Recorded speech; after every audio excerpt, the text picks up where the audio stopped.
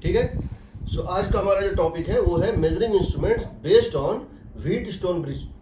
तो हमने Wheatstone bridge पढ़ा हुआ है, R1/R2 इक्वल टू R3/R4 जब मिडिल ब्रांच में करंट नहीं होता है।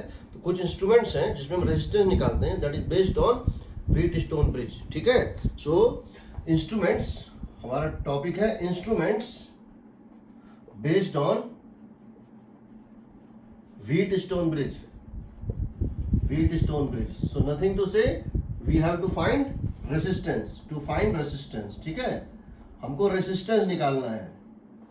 इन सब क्वेश्चंस में हमको क्या करना होता है, एक अननोन रेजिस्टेंस का वैल्यू निकालना होता है।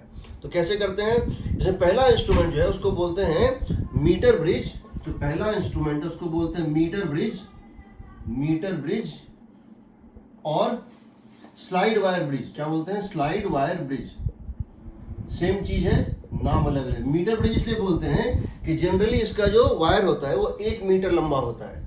जरूरी नहीं है, बट जनरली 1 मीटर लंबा उसका एक वायर होता है, उस पर ये चीज किए करते हैं। तो करते क्या है, देखो इसका इंस्ट्रूमेंट जो है सेटअप क्या होता है वो देखो, वो इस तरह से होता है। ये टॉप व्यू है, एक टेबल पे है, ये हम ऊपर से देख रहे हैं। ऐसा एक बना होता है एल शेप में, एक यहां बना रहता है और फिर एक यहां बना रहता है। ठीक है, ऐसे एल शेप में। ये 3 कॉपर प्लेट होते हैं। ये 3 जो है वो क्या है, these are the copper plates. These are 3 copper plates. बहुत थिक होते हैं, इनकी रेजिस्टेंस लगभग 0 होती है। ये रेजिस्टेंस लेस होते हैं लगभग। ठीक है, यहां और यहां, यहां और यहां, यहां और यहां और यहां कुछ कनेक्शंस करने के लिए नॉब लगे हुए थे, कनेक्शन करने के लिए। ठीक है, हम सबसे पहले क्या करते हैं कि यहां पे हम एक रेजिस्टेंस डाल देते हैं। हम क्या करते हैं, यहां पे एक रेजिस्टेंस डाल देते हैं R। हम यहां पे एक नोन रेजिस्टेंस डाल देते हैं R, और यहां पे हम एक अननोन रेजिस्टेंस डाल देते हैं X। हम यहां पे क्या करते हैं, एक अननोन रेजिस्टेंस डाल देते हैं X। ठीक, ये एक वायर होता है, यहां से लेके यहां तक जो है, जिस तरह से किसमें होता था वायर, जिस तरह पोटेंशियोमीटर में वायर हुआ करता था, यहां से लेके यहां तक एक यूनिफॉर्म वायर होता है। यहां से लेके यहां तक एक यूनिफॉर्म वायर होता है। ठीक है, यहां से लेके यहां तक एक यूनिफॉर्म वायर होता है, जिसकी area of cross section, resistivity सब सेम होती है। इसको बोलते हैं, ये जनरली 1 मीटर का होता है। यहाँ पे एक स्केल लगा हुआ होता है, समझो यहाँ पर एक स्केल लगा, इसके पैरेलल में यहाँ पर एक स्केल लगा हुआ होता है इस तरह से।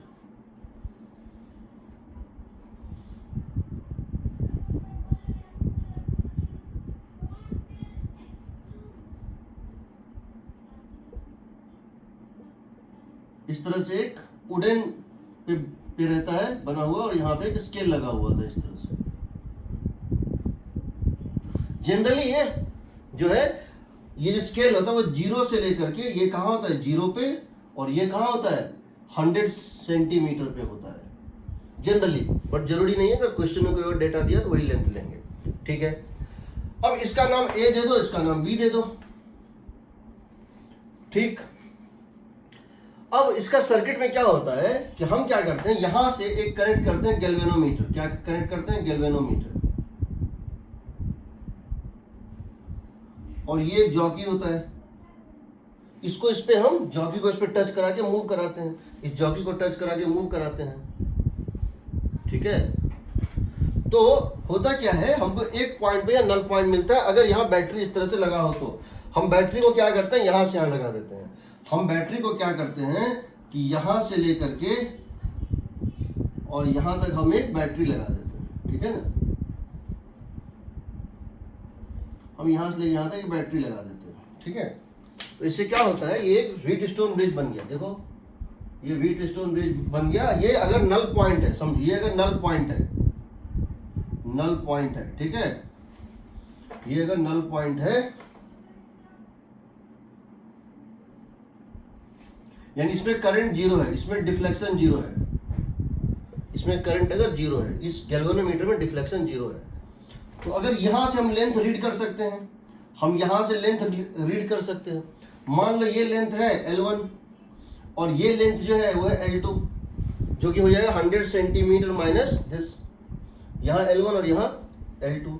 तो हम जानते हैं this by this is equal to this by this. ये एक सर्किट की तरह है ना, this is like a circuit, this is like a circuit. ये बेसिकली इस तरह से है, ये रेजिस्टेंस है आर, ये रेजिस्टेंस है आर, ये रेजिस्टेंस है अननोन एक्स, ये कुछ रेजिस्टेंस है और ये कुछ रेजिस्टेंस है। इसका नाम दे दो पॉइंट सी, तो ये पॉइंट ए है, ये पॉइंट सी है और ये पॉइंट बी है। इसका नाम दे दो पॉइंट पी, ये पॉइंट पी है और ये पॉइंट सी है, यहां लगा हुआ है गैल्वेनोमीटर, और यहां से तुम्हारा एक बैटरी कनेक्टेड है बिटवीन ए एंड सी। तो तुम देख रहे हो यहाँ नल पॉइंट है, अगर इसमें डिफ्लेक्शन जीरो है इसका मतलब ये और ये सेम पोटेंशियल पे है, तो R by X equal to this by this. इसका रेजिस्टेंस क्या हो जाएगा, रो, अगर इसकी रेजिस्टिविटी रो है, रो L1 बाय ए, और इसकी क्या हो जाएगी, रो L2 बाय।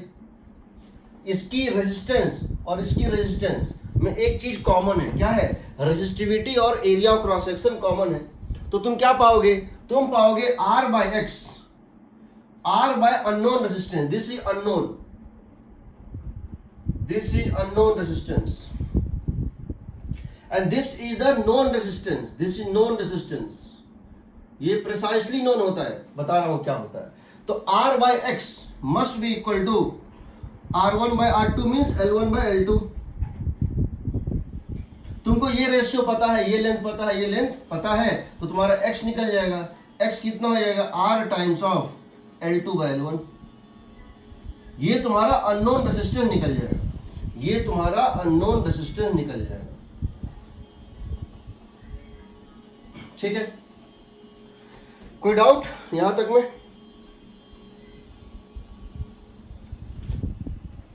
अब यहां कुछ खास बातें हैं, समझो। अब यहां कुछ खास बातें हैं। क्या क्या बात है? पहली बात, ये रेजिस्टेंस हम लाते कहां से हैं?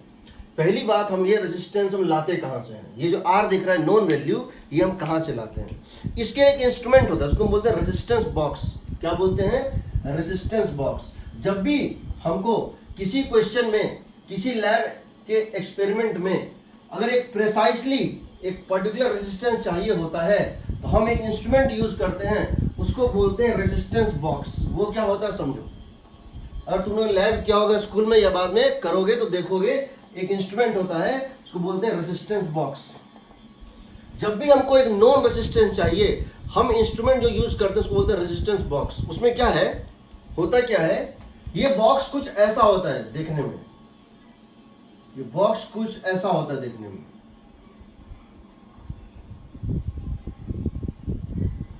ठीक है, इसको बोलते हैं रेजिस्टेंस बॉक्स। क्या बोलते हैं? Resistance box. इसमें क्या होता है, तुमको यहां पर एक दिखेगा होल जैसा, यहां पर क्या होता है, ऐसे करके एक मेटल का पीस होता है, यहां पे इस तरह से एक मेटल का पीस होता है जो कि ऐसे सेमी सर्कुलर बना हुआ होता है। फिर एक मेटल का पीस होता है, ऐसे सेमी सर्कुलर बना हुआ होता है, और फिर एक मेटल का पीस होता है, कुछ इस टाइप से होता है। ठीक है, इसमें एक होल होता है, इसमें एक होल होता है, उस होल में एक नॉब सेट हो जाता है। तुम बाद में जब क्लास खत्म होएगा यूट्यूब पे या कहीं इसका फोटो देख लेना। ये नीचे लकड़ी का होता है, ऊपर एक सनमाइका होता है, और इसमें यहां पर एक ऐसे करके एक वो घुसा हुआ होता है, क्या बोलते हैं, एक मेटल का एक कैप घुसा हुआ होता है इस तरह से। ये एक मेटल का एक, उसके अंदर एक मेटल का कैप घुसा, उसको तुम चाहो तो निकाल सकते हो। ठीक है, यहां भी रहता है घुसा हुआ। इसके ये काम कैसे करते हो समझो। यहां से लेकर यहां तक, यहां से लेकर यहां तक, यहां से लेकर यहां तक, यहां से लेकर यहां तक, इस तरह से होल्स होते हैं, डिसकंटिन्यूटी होता है।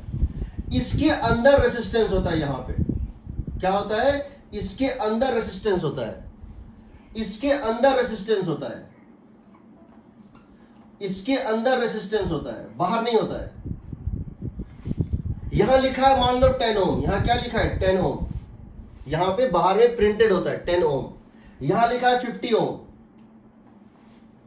यहां लिखा है मान लो 100 ओम। अब सोचो तुम करते क्या हो, जब उस मेटलिक नॉब को अंदर कर देते हो तो मेटलिक नॉब इसको शॉर्ट सर्किट कर देता है। क्या कर देता है? शॉर्ट सर्किट कर देता है। इसका मतलब हुआ अगर मेटलिक नॉब इसके अंदर है, अगर मेटलिक नॉब इसमें है, अगर ये जगह भरा हुआ है मेटलिक नॉब से, यानी ये रेजिस्टेंस शॉर्ट सर्किटेड है, ये कैसा बिहेव करता है? जीरो रेजिस्टेंस, तो ये खत्म, ये गॉन। अगर ये ऐसे करके है, ये भी शॉर्ट सर्किट, ये भी खत्म। ये अगर खाली है, यानी अभी यहां से लेकर यहां तक का टोटल रेजिस्टेंस कितना है? 100 ओम है। यहां से यहां तक का टोटल रेजिस्टेंस कितना है? 100 ओम है। अगर तुम इसको भी खाली कर दो, या काम करो, इसको रहने दो, इसको भी खाली कर दो, दो नॉब निकाल लो, इसका नॉब भी निकाल लो, ये होल भी वैकेंट कर दो, इसमें से वो मेटल का जो होता है इसके अंदर उसको निकाल लो। ये भी गया, ये भी गया, मतलब ये खाली जगह, ये खाली जगह है। जो खाली है वो रेजिस्टेंस है, जो भरा हुआ है वो रेजिस्टेंस शॉर्ट सर्किटेड होता है। यानी अभी इसका रेजिस्टेंस क्या होगा बताओ? अभी इसका रेजिस्टेंस क्या हो जाएगा? 100 यहां पर है, 50 यहां पर था, 10 यहां पर है, यानी कितना हो गया? 110 ओम। इसको बोलते हैं रेजिस्टेंस बॉक्स। लैब में देखो एक इंस्ट्रूमेंट होता है, एक बक्सा जैसा होता है, उसमें ऐसे करके होता है, एक मेटल का पीस होता है और उसमें एक प्लास्टिक का कैप होता है। इसको इंसर्ट कर दो, शॉर्ट सर्किटेड, यानी वो गया। उल्टा हो रहा है, जिसको निकाल रहे हैं वो है, जिसको निकाल रहे हैं वो शॉर्ट सर्किट नहीं है, जिसको डाल रहे हैं वो रेजिस्टेंस शॉर्ट सर्किटेड हो जाता है। ये जो रेजिस्टेंस तुम दे रहे हो, this is using resistance box. यहां पे हम क्या यूज करते हैं? Resistance box. इसका अकॉर्डिंग टू एक्सपेरिमेंट का जो साइंस है, रेजिस्टेंस बॉक्स के थ्रू अगर तुम कोई रेजिस्टेंस डाल रहे हो तो इसमें एरर जीरो होता है। Error zero means it is exactly known, यानी इसकी अगर हम कह रहे हैं 10 ओम है तो एग्जैक्टली 10 ओम है, उसमें कोई एरर नहीं है। जब हम एरर निकालेंगे अभी तो हम यहां पे एरर नहीं लेंगे, दिस इज प्रिसाइसली नोन होता है।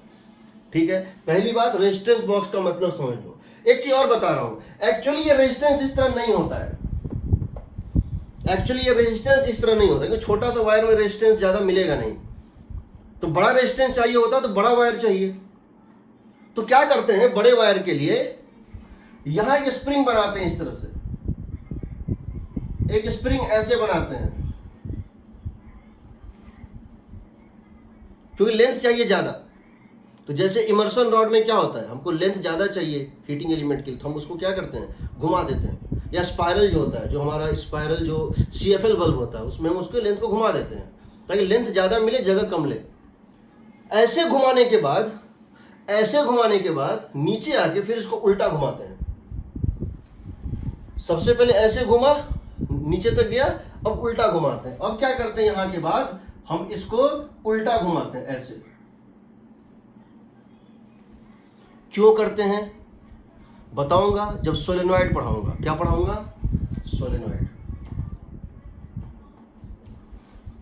जो लोग ड्रॉपर है उनको पता होगा, अगर एक सोलेनॉइड में ऐसे करंट फ्लो कर रहा है ऐसे, तो फील्ड ऐसे क्रिएट करता है, मैग्नेटिक फील्ड, और दूसरा इसको ऐसे कर दो तो उल्टा करता है, दोनों कैंसिल आउट हो जाता है।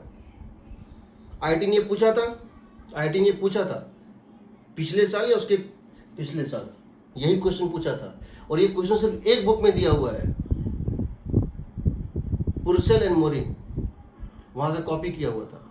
मेरे नोट्स में जब मैग्नेटिक फील्ड का नोट्स देंगे ये इंक्लूडेड है।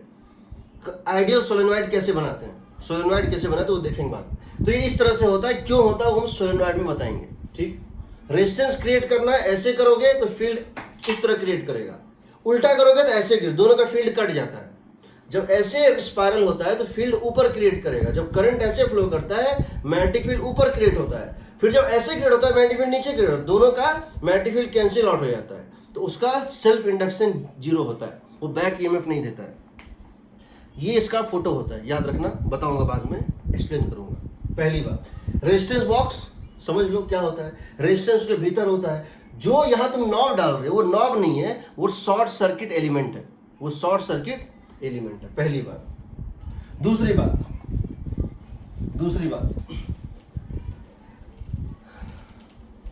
जब तुम इसका रेजिस्टेंस निकालोगे, जब तुम इसका ये निकालोगे, दूसरी बात इसमें इंपॉर्टेंट पॉइंट ये है कि अगर तुम को स्विच, अगर यहां मान लो एक स्विच होगा, यहां पर एक स्विच होता है बेसिकली, और यहां भी एक स्विच होता है, इसको स्विच बंद करना, इसको स्विच बंद करना। पहले कौन सा स्विच बंद करोगे, समझो ये है K1 स्विच और ये है K2 स्विच की है, कौन से की को पहले बंद करोगे? तो पहले बता देते हैं, जब भी ऐसा क्वेश्चन हो तो पहले गैल्वेनोमीटर को बंद करना और तब सेल को बंद करना, ठीक है? पहले galvanometer, so first connect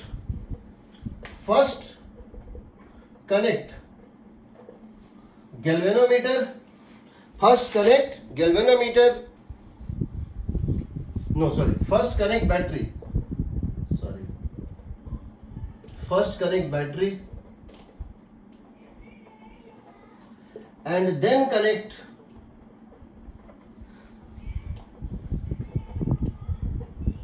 galvanometer। क्यों?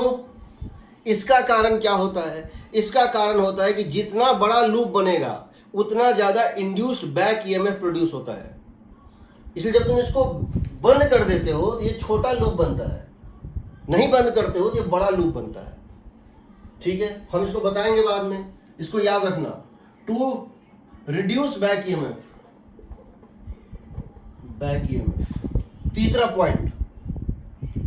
तीसरा पॉइंट, मान लो तुमने एक ऐसा एक्सपेरिमेंट किया, और तुम्हारा रिजल्ट आ रहा है 10 सेंटीमीटर और 90 सेंटीमीटर। क्या आ रहा है? इधर 10 सेंटीमीटर, इधर 90 सेंटीमीटर, या फिर यहां से 90, यहां से 10। समझ रहे हो मैं क्या बोलना चाह रहा हूं? समझो, मेरा पॉइंट ये है, it is beneficial, it is better to obtain null point near the midpoint of the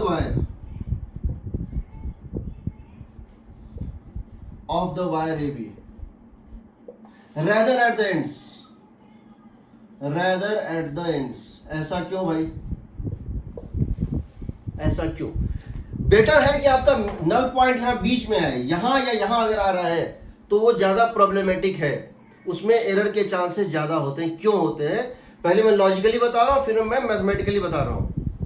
मैंने तुम लोगों को एरर का साइंस नहीं पढ़ाया है, मैंने तुम लोगों को एक्सपेरिमेंटल एरर का साइंस नहीं पढ़ाया है, जो मैं पढ़ाऊंगा बाद में, बट अभी मैं थोड़ी सी मुझे यूज करनी पड़ेगी, ठीक है भाई? मुझे थोड़ी सी यूज करनी पड़ेगी, तो मैं बता रहा हूं ऐसा क्यों करते हैं, समझो। इमेजिन करो कि ये तुम्हारा इस तरह से था वायर, और तुम्हारा 90 सेंटीमीटर मार्क पे तुम्हारा क्या आ रहा है? नल पॉइंट आ रहा है। तो नल पॉइंट कहां पे आ रहा है? 90 सेंटीमीटर मार्क पे आ रहा है। और ये रेजिस्टेंस जो था, मान लो ये रेजिस्टेंस कुछ था, मान लो ये रेजिस्टेंस था 10 ओम, या ये मान लो था 90 ओम। ये अननोन रेजिस्टेंस हमको पता नहीं था, तो कितना आएगा वैल्यू? सो बताओ। तो तुम्हारे ये x कितना आएगा? 90 by X is equal to 90 by 10। सही है ना? तो x कितना आ जाएगा बताओ? x कितना आ जाएगा? 10 ओम, ठीक है ना? ठीक है, 90 कट जाएगा, 10 ओम। अब सोचो, केस ये ए है, मान लो तुमने इस 10 को रीड करने में थोड़ी मिस्टेक कर दी, तुमसे मिस्टेक हो सकता है, your eyes are not perfect, you can make some mistake. तुम इस 90 को 90 नहीं देख पाए, तुम इस 90 को देख पाए सपोज 89.9, तुमसे 0.1 सेंटीमीटर का इधर उधर हो सकता है। तुमने क्या किया, यहां पे इसको ले लिया 89.9 लिया by x is equal to, ये कितना हो जाएगा बताओ? 90 by x is equal to 89.9 by 10.1। तब x कितना आएगा बताओ? कोई भी कैलकुलेटर यूज करके बताओ। ये 101 इंटू 9, 101 इंटू 9 बाय 89.9 कितना आ रहा है बताओ?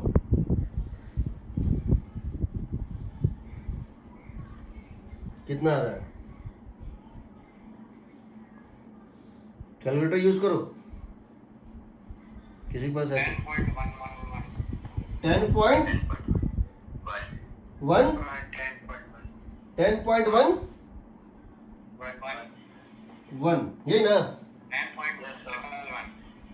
10 ठीक 10.111 ठीक है। अब बी केस लो, अब बी केस लो, अब बी केस लो। तुमने यहां 10 लिया था, मान लो तुमने यहां 10 लिया था। बी केस में हम क्या कर रहे हैं, हम कह रहे हैं हमने ये अननोन रेजिस्टेंस कितना लिया था? 10 लिया था। अननोन कितना था? x था। हमने नोन रेजिस्टेंस 10 लिया। तो बताओ इसका आना चाहिए था कहां पे? एक्चुअल वैल्यू कितना था? 10 था ना, तो इसको आना चाहिए था 50-50 पे, यही ना? अगर ये वैल्यू हमको पता है 10 है, ये 10 है, तो ये अगर कॉम्पेरेबल है, दोनों अगर कॉम्पेरेबल है, समझो ये और ये कॉम्पेरेबल है, एक जैसा है, तो ये मान लो 50-50 पे आता। तो अगर तुम 50/50 इक्वल टू 10/x लिखते तो x कितना आता? 10 आता, फिर वही आता। लेकिन तुम यहाँ गलती कर रहे हो, फिर से तुम गलती कर रहे हो। इस 50 को तुम कितना रीड कर रहे हो? 49.9। तो बताओ क्या लिखोगे? लिखोगे 10/x, 10/x is equal to 49.9 bye 50.1।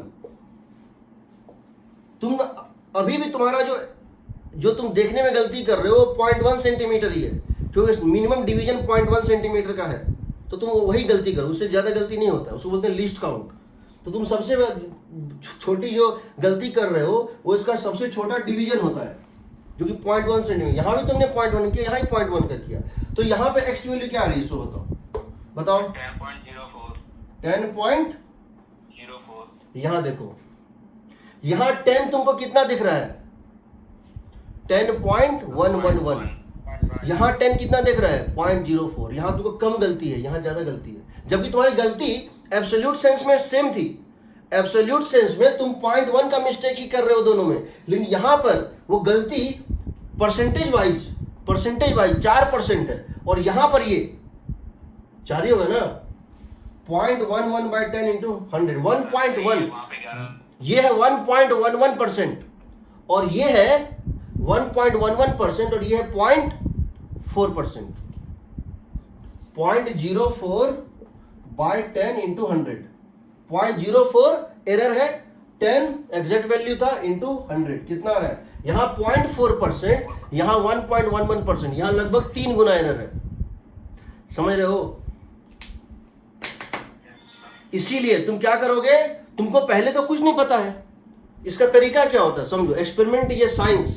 सबसे पहले तुम क्या करोगे? कुछ नहीं पता है, यहाँ 90 दिए, हमको पता चला ये कहां पर है? यहां की पे आ रहा है। कहां पे आ रहा है? 90 पे आ रहा है। ठीक, हमको पता चला ये 10 ओम आ रहा है, हालांकि मिस्टेक का चांस है, बट यहां आ रहा है। अब हमको पता चल गया, अब क्या पता चल गया कि इसकी वैल्यू कंपेरेबल टू 10 है ना। पहला एक्सपेरिमेंट हम वैल्यू निकालने के लिए नहीं कर रहे हैं, पहला एक्सपेरिमेंट हम ये निकालने के लिए कर रहे हैं कि इसकी वैल्यू किसके नजदीक है? किसके नजदीक है? 10 के। हमको तो पहले नहीं पता था 90 है, 180 है, 2000 है, क्या है। हमने एक वैल्यू डाला और नल पॉइंट यहां आ गया 90 पे। 90 पे आ गया, तुमको ये पता चल गया ये लगभग 10 के आसपास है। ये लगभग क्या है? 10 के आसपास है, 10 ओम के आसपास है। अब क्या करते हैं? इन दोनों को इक्वल कर देते हैं। अब क्या करते हैं? पहली एक्सपेरिमेंट में इसका मोटा मोटी निकालते हैं, कहां पे है ये? 10 के आसपास है। अब इसको चेंज करके इसके बराबर कर देते हैं लगभग, तो मेरा नल पॉइंट अब मिड पॉइंट के पास आएगा। हम वो वैल्यू निकालते हैं, ये वैल्यू नहीं रखेंगे, ये गलत होगा। अब इसका कारण क्या है? अब इसका मैथमेटिकल कारण बता रहा हूं, याद रखना।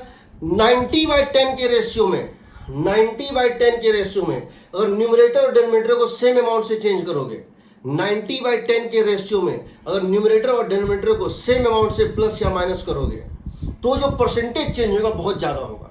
लेकिन अगर 50/50 को ऊपर और नीचे सेम अमाउंट से चेंज करोगे, जो पहले किया था, तो परसेंटेज चेंज इस फ्रैक्शन में कम होगा।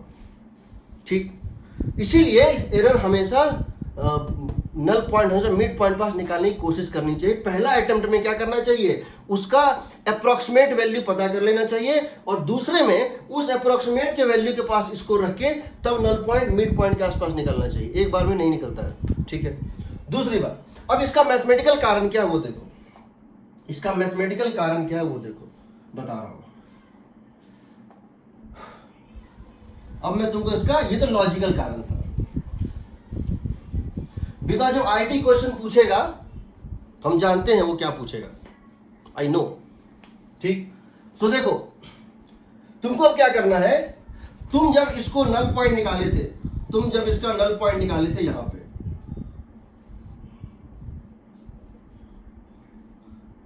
ये नॉन रेजिस्टेंस है, ये एक नॉन रेजिस्टेंस है और ये एक अननोन रेजिस्टेंस है एक्स। तुमने यहां पे इसका नल पॉइंट निकाला था कहीं पे, मान लो ये डिस्टेंस है L1, ये डिस्टेंस है L2 और यहां एक स्केल लगा हुआ था।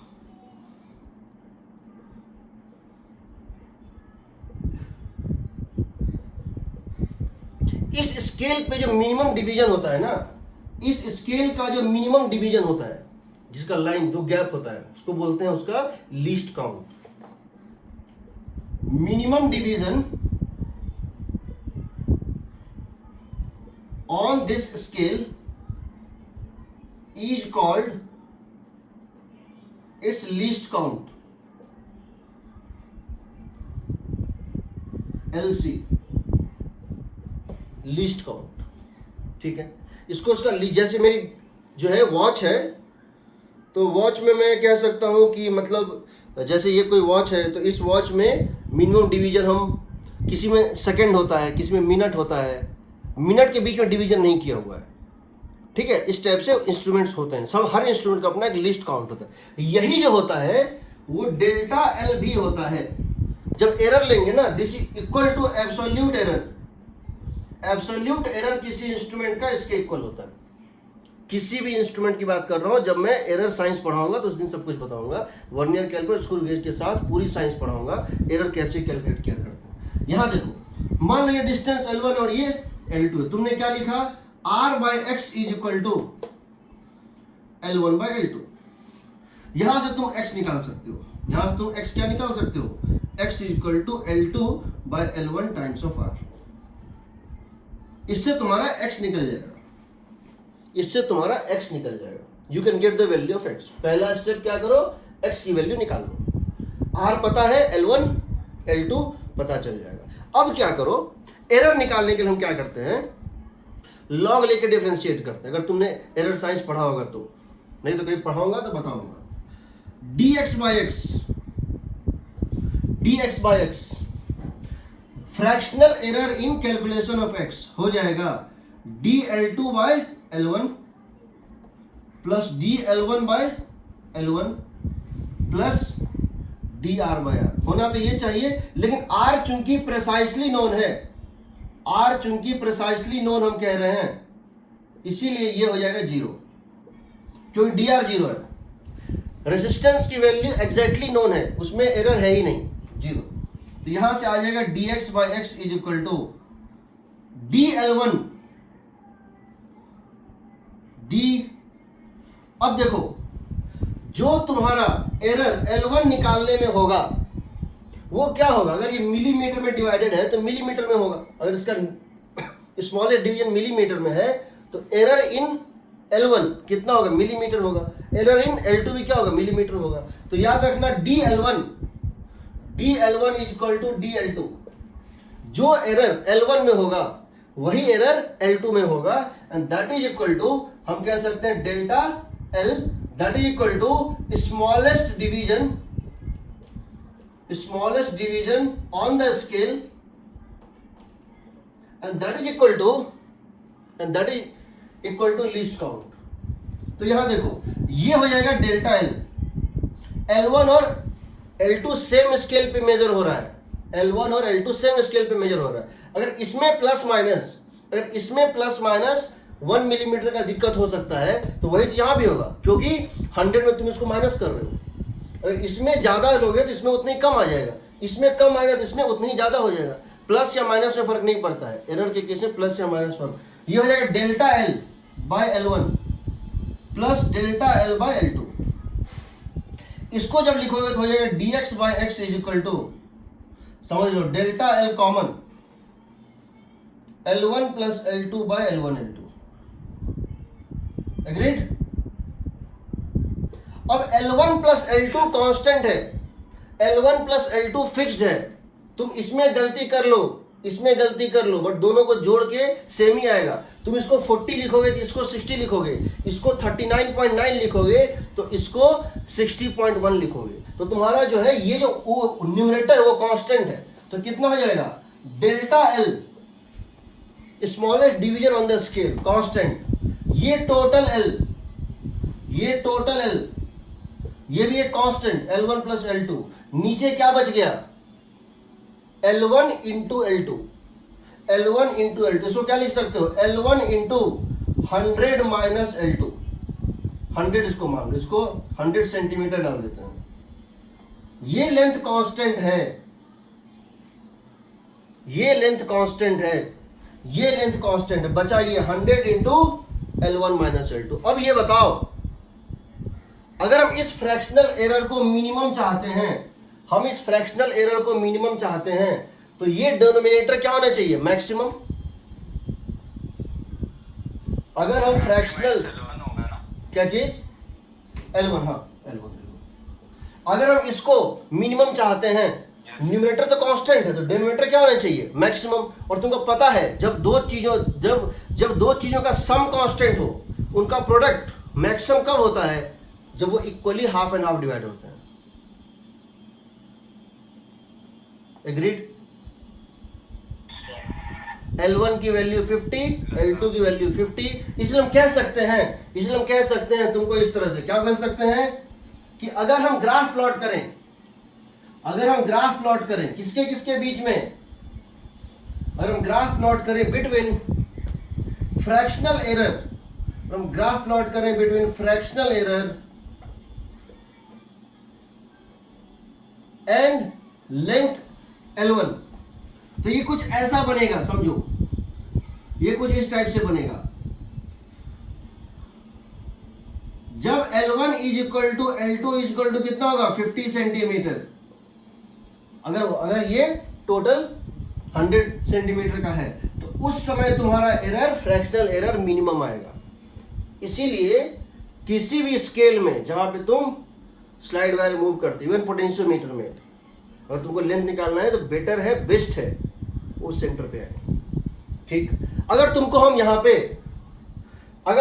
यहां पे एक क्वेश्चन और पूछ दें, L1 की वैल्यू दी हुई है और 40.00 सेंटीमीटर, और L2 की वैल्यू दी है 60.00 सेंटीमीटर, L1 और L2, और R की वैल्यू दी हुई है सपोज 24 ओम, और तुमसे हम 4 ऑप्शन पूछें, लिखने का तरीका क्या है, समझो। सबसे पहले तुमको क्या करना है, समझो इस बात को। 0.00 का मतलब है, डेसिमल के बाद 2 नंबर का मतलब है कि इसकी लिस्ट काउंट, इसमें डेल्टा L जो है वो कितना है, 0.01 सेंटीमीटर। ये लिखने का मतलब है कि इस स्केल की जो लिस्ट काउंट थी वो 0.01 सेंटीमीटर है। जब बताऊंगा सिग्निफिकेंट डिजिट क्या होता है तो बताऊंगा। यहां पे क्या है इसका मतलब कि डेल्टा L यहां भी कितना है, 0.01 सेंटीमीटर। पहले तो x निकाल लेते हैं, तो क्या लिख देंगे बताओ, r by x is equal to, diagram वगैरह दिया हुआ होगा, r by x is equal to कितना लिखोगे, 40/60, यही ना, 40/60। r1 by r2 is equal to r by x is equal to, और r की वैल्यू कितनी दी है, 24। तो तुम्हारा x कितना आ जाएगा बताओ, x आ जाएगा, ये और ये कट गया, ये 36। अब ऑप्शन देखना, ऑप्शन में 3 ऑप्शन में 36 प्लस माइनस कुछ लिखा होगा, 3 जो है ऑप्शन में 36 प्लस माइनस कुछ लिखा होगा, एक में कुछ और लिखा होगा, तो वो तो गलत हो गया। अब बाकी जो 3 बचा, 36 प्लस माइनस व्हाट, या अगर एडवांस का पेपर हो सकता है चारों में 36 प्लस माइनस कुछ लिखा हो। अब क्या करोगे, लिखोगे अब यहां से लिखोगे तुम्हारा x कितना आ रहा था, x जो था तुम्हारा आ रहा था r into L2 by L1, यही ना। देखो r by x is equal to L1 by L2, r by x equal to L1 by L2। तो यहां से dx by x is equal to इसकी error 0 dr by r 0 plus dL2 by L1 plus dL1 by L1, हमेशा plus लेते हैं। अब क्या करोगे, dL2 हो गया, हाँ sorry dL2 bye L2, dL2 L2 है 0.01, क्योंकि यहाँ डेसिमल बता रहा है 0.01, यहाँ 2 डेसिमल प्लेसेस है तो यहाँ पे एरर भी 2 डेसिमल प्लेसेस है। dL1 bye dL2 bye 60 plus dL1 bye कितना है 40, सॉरी 0.01 बाय 40, ये तुम्हारा आ गया परसेंटेज या फ्रैक्शनल एरर। कितना होगा बताओ, इन दोनों का एलसीएम ले लो, कितना हो जाएगा 120, इन दोनों का एलसीएम कितना हो जाएगा 120। तो क्या करोगे यहाँ पे 0.01, सो ये हो जाएगा 0.02 plus 0.03 that is equal to 0.05 by 120। तो ये तुम्हारा फ्रैक्शनल एरर है, ये तुम्हारा फ्रैक्शनल एरर है। और अगर तुम ये जानना चाहते हो परसेंटेज एरर क्या है, इसको मल्टीप्लाई कर दोगे 100 से तो कितना दे देगा परसेंटेज एरर, पूछा है तो। नहीं तो अगर तुम dx निकालना चाहते हो, अगर तुम dx निकालना चाहते हो तो क्या करोगे, dx हो जाएगा x टाइम्स ऑफ दिस, और x क्या आया था 36, dx हो जाएगा x टाइम्स ऑफ, देखो dx by x fractional error ये है, ये क्या है, ये फ्रैक्शनल एरर। इसको मल्टीप्लाई कर दो 100 से, दे देगा परसेंटेज एरर, क्या दे देगा परसेंटेज एरर। अब इसको dx को क्या लिखोगे, dx को लिख दोगे x टाइम्स ऑफ दिस, तो बताओ x टाइम्स ऑफ दिस में कितना हो गया 36 इंटू 0.05 बाय 120, 12 से कैंसिल कर दो 12 से, कितना हो जाएगा ये 3 होगा ना, ये हो जाएगा 10, ठीक है ना। कितना हो जाएगा बताओ 0.015। तो तुम्हारा आंसर होगा इस तरह से, क्या होगा तुम्हारा आंसर फाइनली इस तरह से आएगा, क्या आएगा देखो, x is equal to unknown resistance is equal to 36 ohm plus minus 0.015 ohm, ये सही है, बाकी सब गलत है। या इसको ये भी तुम प्लेस कर सकते हो 36 ओम प्लस माइनस, इसको मल्टीप्लाई कर दो 100 से, जो भी आएगा 1/24%, ये भी सही है, ठीक। जिस दिन एरर साइंस पढ़ाऊंगा लास्ट में, आईआईटी मेंस में एक सेपरेट सेक्शन है, सेक्शन बी, जिसको हम बोलते हैं एक्सपेरिमेंटल सेक्शन, उसमें 22 एक्सपेरिमेंट्स हैं। सारे एक्सपेरिमेंट से बेस्ड क्वेश्चन क्या पूछे जाते हैं सब कुछ बताऊंगा, मैंने कह दिया है कॉमा तक नहीं छोड़ूंगा पूरे सिलेबस का, ठीक है। इसको एक बार देख लेना, ठीक है, मैंने बताया है, एक बार इसको देख लीजिए, ठीक है। अच्छा एक और चीज़ होता है, एक और चीज़ होता है, होता क्या है, चलो देखते हैं उसके बाद, फिर टाइम निकल जाएगा नहीं। इसमें कोई डाउट, इसमें कोई डाउट, तुम लोग एक्सपेरिमेंट्स नहीं पढ़े हैं, एक्सपेरिमेंट कैसे किए जाते हैं, उसका प्रोसेस क्या होता है। इसमें एक और चीज़ होता है, उसको बोलते हैं एंड करेक्शन। ना एंड करेक्शन एक जनरल चीज़ है जो कि पूरे एक्सपेरिमेंट पे लागू होती है। मैं तुमको बताया था 0 एरर एंड 0 करेक्शन, बताया था ना। Yes sir. इसमें बताया था, क्या बताया था, 0 एरर और 0, यहाँ तो 0 है, लेकिन अगर मैं इसको ऐसे घुमा दूँ,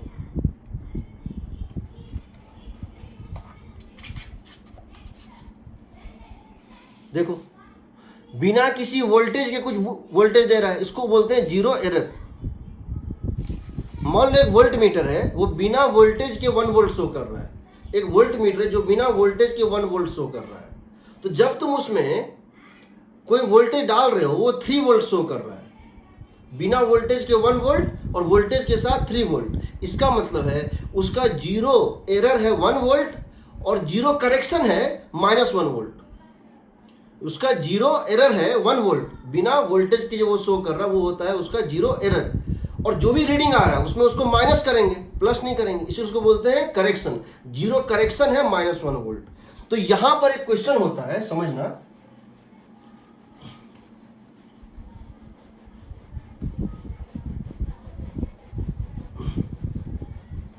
यहां एक क्वेश्चन होता है कि जो तुम्हारा ये वायर है उसमें एक जीरो एरर दिया हुआ होता है। क्या होता है? जीरो एरर दिया होता है, जीरो करेक्शन भी दे सकता है। जो आईटी ने पूछा था उसमें तो जीरो एरर दिया हुआ था।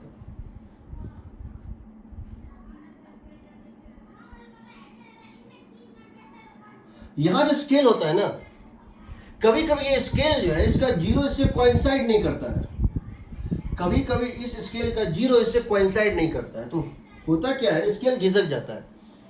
तो मान लो इस तरह से है, स्केल यहां से लेके यहां तक है, समझ रहे हो? स्केल यहां से लेकर यहां तक है, ये 0 सेंटीमीटर है, 100 सेंटीमीटर है। अगर ये स्केल एक्सटेंड होता 101, 102, 103, ये 103 सेंटीमीटर पे होता, मतलब जहां ये स्केल खत्म हो रहा है उसके राइट तक ये वायर गया है।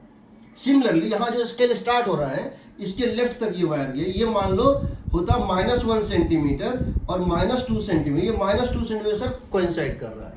यानी तुम्हारा स्केल जो यहां से शुरू हो रहा है और जो यहां तक खत्म हो रहा है, इसका एंड इससे कोइंसाइड नहीं कर रहा है। तो हम इस केस में क्या कहेंगे? हम कहेंगे end correction at left end. समझो, एट लेफ्ट एंड।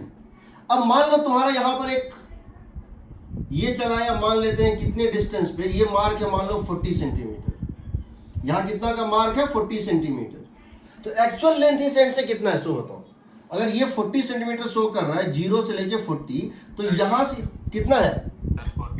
42। तो हम कहते हैं at left end correction is +2। जितना दिख रहा है उसमें जोड़ना पड़ेगा, करेक्शन जो है करेंगे। And zero error is -2। यहां क्या कहेंगे बताओ? इस पॉइंट के राइट में जितना दूर तुमको यहां दिख रहा है उसमें तुमको ऐड करना पड़ेगा, इसलिए एंड करेक्शन पॉजिटिव होगा। यहां बोलेंगे क्या? यहां बोलेंगे and correction on the right and zero correction. And correction is +3 centimetre and error is -3 centimetre. हमेशा एंड करेक्शन और एंड एरर अपोजिट होता है हमेशा। तो आईटी ने क्वेश्चन पूछा था पिछले साल या उसके पिछले साल पूछा था, मुझे याद नहीं, देख लेना। उसमें दिया था कि एंड करेक्शन लेफ्ट एंड का दिया और राइट एंड का दिया है, और जहां नल पॉइंट मिल रहा है वो दिया है, तो रेजिस्टेंस पूछा था। तो एंड करेक्शन दिया हुआ है, तो सिर्फ क्या करना है, जो यहां दिखा उसमें एंड करेक्शन को ऐड कर देना है। एंड करेक्शन प्लस है तो प्लस के साथ, माइनस है तो माइनस के साथ। एंड करेक्शन मतलब होता है the value that is seen plus the end correction. And correction में ही प्लस या माइनस साइन होता है, इसलिए हमेशा प्लस करते हैं। समझ रहे हो?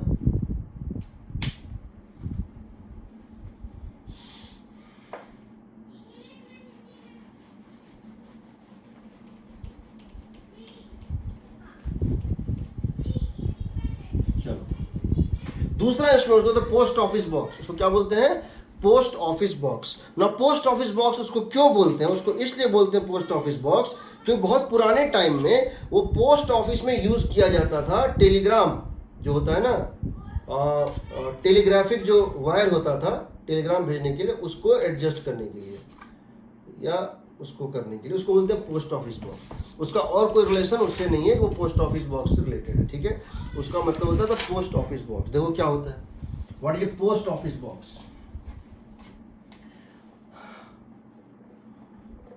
पोस्ट ऑफिस बॉक्स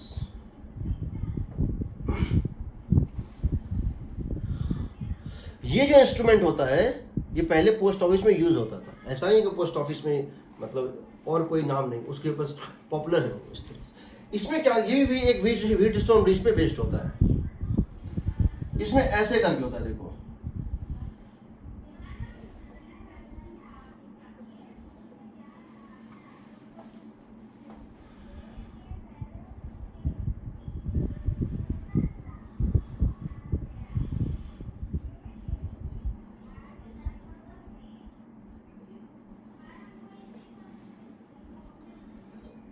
ऊपर से देख रहे हैं, ठीक है,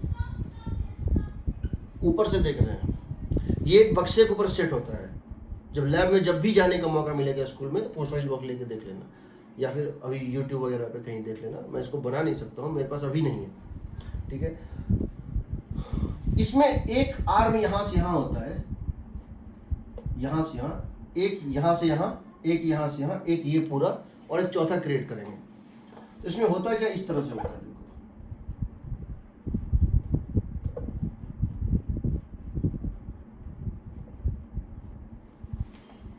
ठीक है। इसमें नॉब होते हैं, जैसे रेजिस्टेंस बॉक्स में होता है, इसके अंदर रेजिस्टेंस होता है, ये ऊपर से देख रहे हैं, ठीक है।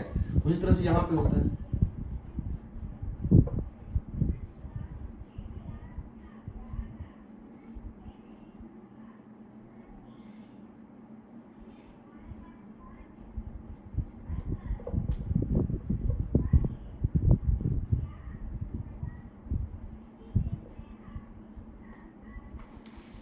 ठीक है। देखो यहाँ पे 3 वैल्यूज दिए होते हैं, 10 ओम, 100 ओम, 1000 ओम।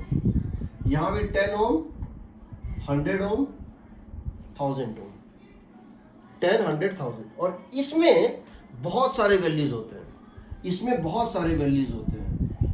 डायग्राम इस टाइप से ही रहता है, हम उसको बना ले रहे हैं। यहाँ पर होता है देखो 10, 10 करेंसी नोट की तरह, 20, 50, समझ रहे हो। यहाँ भी नॉब्स बने हुए होते हैं, 100, 200, 500, 500, 1000, 2000, again 2000, again 5000, 10,000, 1000, ठीक है, 20,000, कुछ इस टाइप से, 50,000, कुछ इस टाइप से, बहुत सारी वैल्यूज होते हैं। अब सब में ये नॉब लगा हुआ होता है, सब में ये जो है नॉब लगा हुआ होता है कि तुम चाहो तो उसको रख सकते हो, चाहो तो हटा सकते हो, कुछ इस टाइप से लगा हुआ होता है, ठीक है। अब समझना, देखो कितना इंटेलिजेंट मेथड है ये। पॉइंट, इसके पॉइंट का एक नाम दे दो, मान लो हम इस पॉइंट का नाम दे रहे हैं ए, हम इस पॉइंट का नाम दे रहे हैं ए, और इस पॉइंट का नाम दे रहे हैं बी, ठीक है। हम इस पॉइंट का नाम दे रहे हैं सी, ठीक है, और हम इस पॉइंट का नाम मान लो कि हम दे रहे हैं डी, ठीक है। तो तुम यहां एक नॉब निकालोगे, बाकी 2 नॉब को रखोगे। देखो तुम इस नॉब को रखे हो, ये हम शो कर रहे हैं नॉब बंद है, हम इसको रखे हैं, ये भी बंद है, पर ये खुला हुआ है, यानी इसमें कितना रेजिस्टेंस है, 10 ओम। इसमें ये नॉब बंद है, इसमें ये शॉर्ट सर्किट किया हुआ है, ये भी शॉर्ट सर्किट किया हुआ, बट ये नहीं किया हुआ है। ये कितना ओम है, 100 ओम। इसमें तुम 1 को, 2 को, 3 को, किसी को ले, यहाँ 1 1 भी होगा, सॉरी, यहाँ पे होता है 1, फिर होता है 2, ये सिक्का नोट इस तरह से होता है, इसमें 10 इस तरह से होता है, बहुत सारा होता है, खैर जो भी है। अब क्या है, 1 बहुत सारा होता है, मतलब ये इस तरह से होता है। हम क्या कह रहे हैं, हम इसको एक सर्किट में कन्वर्ट कर रहे हैं। कैसे, हम इसको सर्किट में इस तरह से कन्वर्ट कर रहे हैं। हम कह रहे हैं बी पॉइंट ये है, ये कौन सा पॉइंट है, बी। बी से लेकर सी तक, बी से लेकर के कहां तक, सी तक, बी से लेकर के सी तक, बी से लेकर के सी तक, मतलब यहां से लेकर के यहां तक, बी से लेकर के सी तक एक रेजिस्टेंस है। कितना है, कुछ भी है, 10 हो सकता है, 100, 1000, या उनका कॉम्बिनेशन, कुछ भी हो सकता है। बी से लेकर सी तक एक रेजिस्टेंस है, ठीक है। सी से लेकर ए तक, सी से लेकर के ए तक एक दूसरा रेजिस्टेंस है, सी से लेकर के ए तक एक दूसरा रेजिस्टेंस। देखो यहां से लेकर यहां तक एक और रेजिस्टेंस है, यहां भी एक रेजिस्टेंस डाल दो ए तक, ये है बी, यह है सी और यह है ए। और ए से लेकर के समझो कहां तक, डी तक, ए से लेकर के डी तक एक और रेजिस्टेंस है, ये ए से लेके। अब बच गया कौन सा गैप, अब बच गया कौन सा गैप, बी से डी। तो तुमको बी से डी तक एक रेजिस्टेंस लगाना होगा। कैसे लगाओगे, देखो तुमको बी से डी तक एक रेजिस्टेंस लगाना है। तो यहां पे एक वायर लो, यहां पे एक वायर लो, और इस वायर से एक अननोन रेजिस्टेंस को कनेक्ट करते हुए यहां से ज्वाइन कर दो। ये एक अननोन रेजिस्टेंस है x, कितना है x, तो ये कट जाएगा x, ये आ जाएगा x। एग्रीड, कोई डाउट, ये आ जाएगा x। हम इसको CB, हम इसको फिर से इसको मिटा रहे हैं क्लैरिटी के लिए। देखो तो तुम्हारा बेसिकली ये बन गया एक व्हीटस्टोन ब्रिज। कैसे बन गया, तुम्हारा एक रेजिस्टेंस है B से C, एक है B से C, इसकी 3 वैल्यूज पॉसिबल है। B से C वाले की 3 वैल्यूज पॉसिबल है। कौन कौन सा, 10, 100 या 1000, इसकी 3 ही वैल्यू पॉसिबल है, 10, 100 या 1000। C से A तक का भी 10, 100 या 1000। यहां से लेके यहां तक मैनी वैल्यूज, ये अननोन है। अब क्या करोगे, व्हीटस्टोन ब्रिज तो बना लिए, इसमें बैटरी लगाना पड़ेगा और गैल्वेनोमीटर लगाना। गैल्वेनोमीटर यहां से यहां लगेगा, गैल्वेनोमीटर यहां से यहां लगेगा। कहां से, C और D। तो C और D के बीच में लगाना है गैल्वेनोमीटर, लगा दो। C और D के बीच में क्या कर दो, लगा दो गैल्वेनोमीटर, ऐसे करके। C और D के बीच में क्या लगाना है तुमको, गैल्वेनोमीटर लगाना है। एग्रीड? Yes sir. अब क्या बचा, बैटरी लगाना। बैटरी कहां से कहां लगाओगे, सर ए से बी। ए से बी तक लगा दो बैटरी। आईटी का पूछा हुआ क्वेश्चन है, ये फिगर दिया हुआ था, कौन कौन से पॉइंट में क्या क्या लगेगा, कौन कौन से पॉइंट का नाम दिया हुआ था, देख लेना, ठीक है। ए से बी में लगा दिए बैटरी, ठीक है, लग गया, बन गया तुम्हारा। अब सोचो तुमने क्या किया, तुम यहां भी चाहो तो एक स्विच लगा दो। अगेन तुमको यहां भी वही करना है। करना क्या है तुमको, पहले बैटरी को कनेक्ट करना है। पहले बैटरी बंद होगा तब गैल्वेनोमीटर बंद होगा, नहीं तो बैक ईएमएफ जो होता है, जब पढ़ाएंगे ईएमआई, इलेक्ट्रोमैग्नेटिक इंडक्शन, जैसे तुम वायर में वोल्टेज दोगे वो एक बैक ईएमएफ देता है सेल्फ इंडक्टेंस के कारण, उससे ये डैमेज हो सकता है, उससे ये गैल्वेनोमीटर डैमेज हो सकता है। तो याद रखना, तो तुमसे ये नहीं पूछेगा, वाइवा तुम्हारा नहीं हो रहा है, तुम्हारा सिर्फ एग्जाम हो रहा है। तुमसे पूछेगा पहले किस स्विच को बंद करेंगे, पहले बैटरी तब गैल्वेनोमीटर। पहले बैटरी आएगा, करंट एस्टेब्लिश हो जाएगा, बाद में गैल्वेनोमीटर आएगा। अब यहां देखो, अब हम क्या कर रहे हैं, समझो इस बात को और कैसे हम इसको कर रहे हैं। हम जानते हैं, अगर हम यहाँ पे, ये हमारा गैल्वेनोमीटर है और इस गैल्वेनोमीटर में एक डिफ्लेक्शन होगा कुछ इस टाइप से, ये 0 है, ये इस साइड भी और ये इस साइड भी है, ठीक है ना। इस गैल्वेनोमीटर में एक डिफ्लेक्शन होता है। तो हम क्या देख रहे हैं, हम सबसे पहले इसकी वैल्यू, इसका नाम हम दे रहे हैं, मान लो हम इसका नाम दे रहे हैं R1। हम A से C तक जो रेजिस्टेंस, उसका नाम कितना दे रहे हैं, R1, और C से B को क्या दे रहे हैं, R2। हम इसको क्या दे रहे हैं, R2। यहां से A से C तक R1 और C से B तक R2। तो हमारा पहला इक्वेशन जो होगा वो होगा R1 by R2 is equal to, R1 by R2 is equal to, ये जो है रेसिस्टेंस जो भी हमने डाला है, मान लो हमारा ये रेसिस्टेंस कितना है, R3। ये जो रेसिस्टेंस है ये कितना है टोटल, ये है पूरा R3, ये पूरा यहां से A से लेके D तक R3। तो हम इसको क्या लिख देंगे, R3 by X, यानी X की वैल्यू कितनी आएगी, सो बताओ। X की वैल्यू आएगी R3 times of R3 times of R2 by R1, सही है ना? Yes sir. अब देखो हम करते क्या है, समझना है इसको। पहले हम क्या करते हैं, फर्स्ट स्टेप में इसको 10 रखते हैं, इसको भी 10 रखते हैं। हम इसको 10 रखते हैं, इसको 10 रखते हैं, और इसकी रेसिस्टेंस को हम क्या करते हैं, वेरी करना शुरू करते हैं। तो हम क्या देख रहे हैं, जब R1 की वैल्यू 10 ओम है, R2 की भी 10 ओम है, तो हम क्या देख रहे हैं कि जब R3 की वैल्यू हमने रखी 28 ओम, तो डिफ्लेक्शन इस डायरेक्शन में था, 0 के राइट था। और जब R3 को हमने रखा 29 ओम, तो डिफ्लेक्शन लेफ्ट चला गया।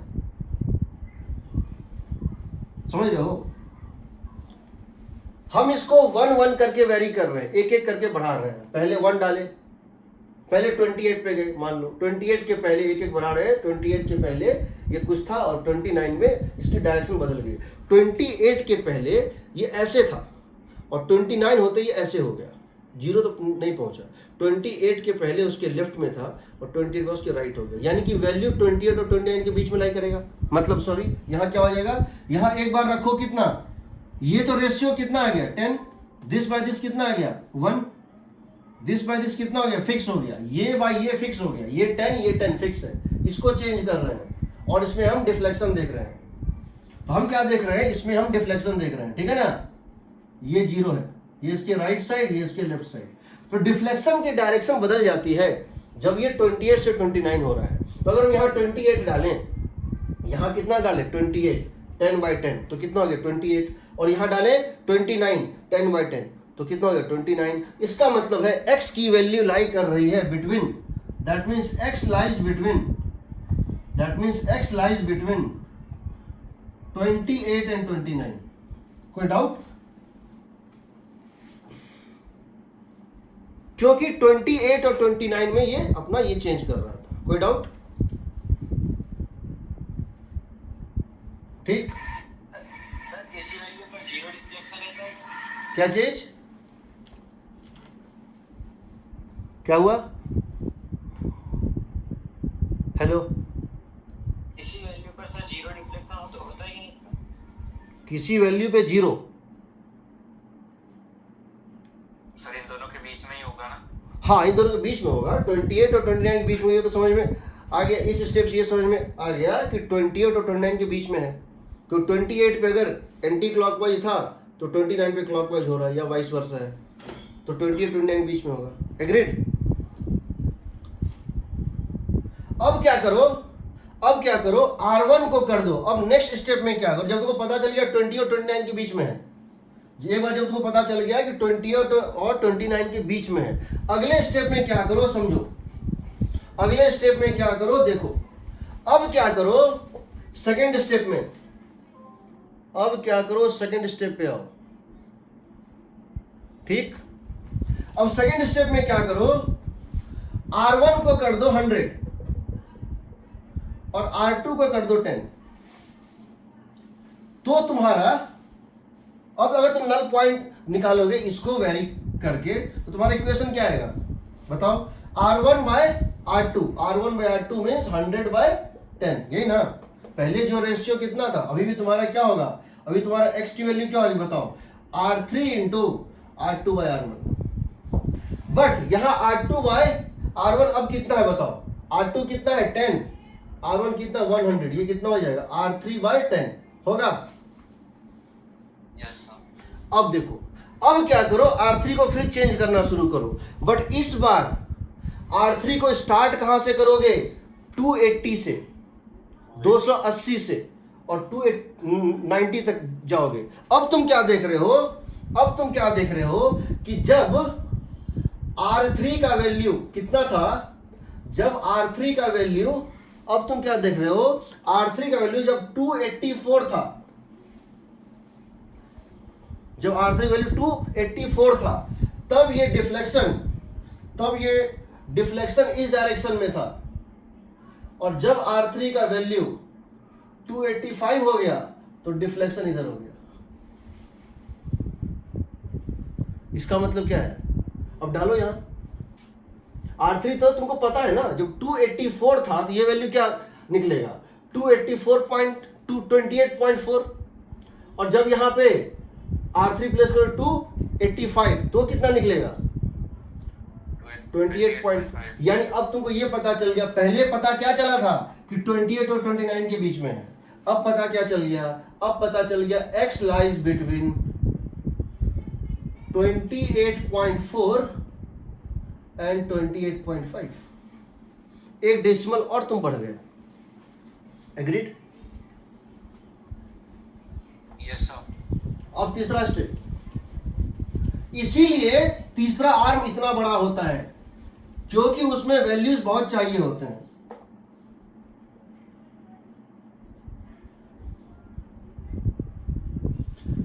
तीसरा स्टेप, अब तुमको ये पता चल गया ये 28.4 से लेकर के 28.5 के बीच में है। अब क्या करो, R1 को कर दो 1000 और R2 को कितना कर दो 10 ही रखो। तो अब तुम्हारा x हो जाएगा R3 times of R2 by R1, यानी कि R3 टाइम्स ऑफ R2 का मतलब है 10 by 1000, that is equal to R3 by 100। ठीक, अब कहां से वैल्यू स्टार्ट करोगे? दो, अब कहां स्टार्ट करोगे?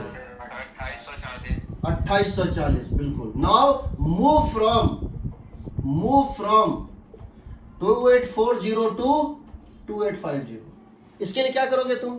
पहले तो 2840 इस आर्म में बना दोगे। पहले इस आर्म में जो सबसे बड़ा वाला आर्म था उसमें 2840, 2000 को खाली कर दो, 220 को खाली कर दो, 220 को खाली कर दो, कितना हो गया? सॉरी 2500। पहले क्या करो, एक खाली कर दो, एक नॉब निकाल दो किसका 2000 का, एक नॉब निकाल दो किसका 500 का 500 का, एक नॉब निकाल दो 200 का, एक नॉब निकाल दो 100 का, 2800 हो गया। दो नॉब निकाल दो 20 का, हो गया 2840। अब क्या करो, जो 1 वाला है ना पहले उसको निकालो, नहीं हुआ? अब 1 को घुसा के 2 को निकालो, जो हम एक एक स्टेप बढ़ रहे हैं।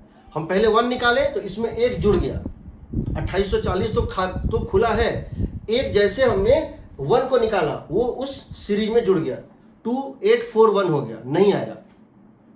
अब 42 देना है तो या तो एक 1 और निकालो या पिछला 1 को घुसा के एक 2 निकाल दो। अब 3 देना है, एक 2 और एक 1 निकाल दो। देखो कहाँ डिफ्लेक्शन बदल रहा है, कहाँ डिफ्लेक्शन बदल रहा है। तो तुम क्या पा रहे हो, तुम पा रहे हो कि जब ये 2846 था तब डिफ्लेक्शन था इस डायरेक्शन में, और जब ये 2847 है तब डिफ्लेक्शन अपना डायरेक्शन बदल लिया है। इसका मतलब है x लाइज बिटवीन 28.46 एंड 28.47। ठीक, पहले 28 से 29 के बीच में था, उसके बाद 28.4 से 28.5 के बीच में हुआ, फिर यहां तक हुआ। उसके बाद क्या करो, जो ये जो आ रहा है ना, अब x को हम लिख देते हैं हमेशा, it is average value of this two, it is average value of this two, क्योंकि स्टैटिस्टिक्स में एरर सबसे कम होता है। एरर में बताएंगे जब हम उसका मीन वैल्यू लेते हैं, जब मीन वैल्यू लेते हैं प्रोबेबिलिटी ऑफ एरर सबसे कम होता है। तो हम क्या करते हैं, x को इन दोनों का मीन वैल्यू मान लेते हैं, 28.46 प्लस 28.47 डिवाइडेड बाय कितना, डिवाइडेड बाय 2, 28.465। ये हो गया तुम्हारा रेसिस्टेंस, ये हो गया तुम्हारा रेसिस्टेंस, तुम ये कह सकते हो। अब समझो, कोई डाउट है इसमें? यहां दो चीजें, हाँ यहां दो चीजें समझ लो। पहली बात, इसके साथ जो प्रैक्टिकल प्रॉब्लम है, हम इसको बढ़ाते हैं। ये बताओ, जब हमने इसको 28 से यहां तक ले गए थे, जब इसको हम 28 से 29 ले गए थे तो परसेंटेज चेंज इन रेजिस्टेंस बहुत ज्यादा हुआ था।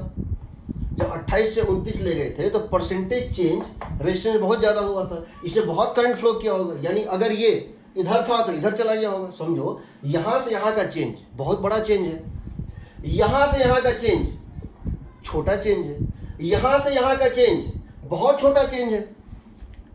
यानी कि जब तुम यहां से यहां का चेंज ले रहे हो तो तुमको यूज करना चाहिए एमीटर। एमीटर क्यों? गैल्वेनोमीटर यूज करोगे तो यहां से यहां का चेंज उसके रेंज के बाहर चला जाएगा, सटाक सटाक। समझ रहे हो? क्योंकि ये बहुत बड़ा चेंज है। गैल्वेनोमीटर में रेंज बहुत कम होता है और करंट बहुत छोटा नाप लेता है, लेकिन उसकी रेंज बहुत छोटी होती है। ये चेंज हो सकता है गैल्वेनोमीटर के रेंज के बाहर चला जाए क्योंकि बहुत बड़ा चेंज है। यहां से यहां तक का जो करंट का चेंज आएगा इस ब्रांच में, हो सकता है वो चेंज पूरी इसकी इस एंड से ज्यादा चेंज हो। यानी तुमको सबसे पहले यूज करना चाहिए एमीटर। उसके बाद उस एमीटर को निकाल के डाल दो मिली एमीटर। मिली एमीटर यहां यूज करो।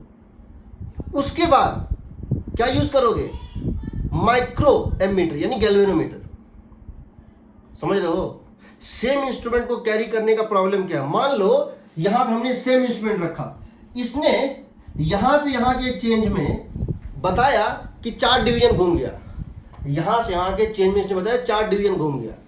अगर यो यहां से यहां के चेंज को 4 डिवीजन घुमा रहा है तो यहां से यहां का चेंज पता भी नहीं चलेगा। जहां तुम 1 एम्पियर के करंट को रीड कर पा रहे हो, जहां पे 1 एम्पियर के चेंज पे 10 डिग्री घूम रहा है, वह 1 माइक्रो एम्पियर भी इतना कम घूमेगा कि निडल मूव भी किया तुमको पता भी नहीं चलेगा। इसीलिए तुम जैसे जैसे अपने रेशियो, इन दोनों को बोलते हैं रेशियो आर्म्स। क्या बोलते हैं? Ratio arms. क्योंकि यहां हम रेशियो लेते हैं, इसको क्या बोलते हैं? Ratio arms. Ratio arms. तुम जैसे जैसे इस रेशियो को छोटा करते जाओगे, डायमीटर बढ़ाते जाओगे, तुमको अपने इंस्ट्रूमेंट का रेंज घटाना है और उसकी सेंसिटिविटी को बढ़ाना है। क्योंकि अब तुमको जब तुम इस स्टेप पे जाओगे ना, 3rd स्टेप पे, तो तुमको बहुत कम करंट चेंज होगा, माइक्रो एम्पियर में चेंज होगा, बट तुम चाहते हो वो भी नोटिसेबल हो, तुम उसको भी देखना चाहते हो। यानी कि पहला स्टेप में सेंसिटिविटी कम हो चलेगा, रेंज ज्यादा होना चाहिए। जैसे जैसे तुम इसको प्रोसीड करोगे, तुम्हारा रेंज भले कम हो, लेकिन उसका सेंसिटिविटी बहुत ज्यादा होना चाहिए, क्योंकि इतना कम रेजिस्टेंस का चेंज हो रहा है। 28.46 सोचो से 28.47, तब भी डिफ्लेक्शन दिखना चाहिए। सो सेम इंस्ट्रूमेंट पे, और अगर तुम इसको डेसिमल प्लेस जितना बढ़ाते जाओगे, तुम्हारा इंस्ट्रूमेंट का सेंसिटिविटी कि स्मॉल चेंज इन करंट पे वो लार्ज डिफ्लेक्शन दे। तुमको ज़्यादा सेंसिटिव इंस्ट्रूमेंट चाहिए। स्टार्टिंग में रेंज ज़्यादा, सेंसिटिविटी कम। जैसे जैसे बढ़ोगे, रेंज भले कम हो, सेंसिटिविटी बढ़ानी पड़ेगी। नहीं तो अगर ये ओम का चेंज किसी एमीटर में दोगे तो वो विलीन हो जाएगा, पता ही नहीं चलेगा। 0.0001 डिग्री घूमेगा, तुम्हारा आई उसको देख ही नहीं पाएगा। समझ रहे हो ना? ये पहली बात है। दूसरी बात इसमें जो है वो ये है, किसी भी गैल्वेनोमीटर, किसी भी व्हीटस्टोन बेस्ड इंस्ट्रूमेंट का एक खासियत होता है।